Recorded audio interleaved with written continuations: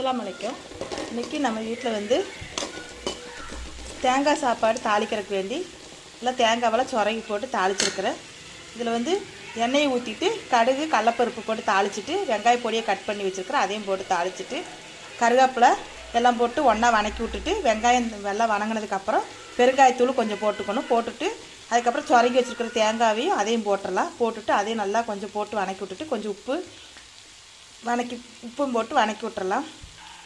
தேங்காய் கொஞ்சம் நல்லா ஓரளவுக்கு முருகலாக வந்ததுக்கப்புறம் கேஸ் ஆஃப் பண்ணி விட்டுறலாம். சாப்பாடு வந்து நான் கொஞ்சம் ஆற வச்சுருக்கிறேன், ஆற வச்சுட்டு தான் கலர முடியும், அப்போ தான் உதிரியாக ஒரு சாப்பாடு. அதுக்கு காம்பினேஷனாக வஞ்சன மீன் கருவாடு வறுத்து வச்சுருக்கிறேன். இது வெலை மீன் கருவாடு, இது கொஞ்சம் வறுத்து வச்சுருக்கிறேன். கருவாடு கூட வெங்காயம் தக்காளி போட்டு வணக்கினா தான் அந்த கருவாடோட டேஸ்ட்டு நல்லாயிருக்கும். இந்த வீடியோ பிடிச்சா சப்ஸ்கிரைப் பண்ணி லைக் பண்ணுங்கள். தேங்க்யூ.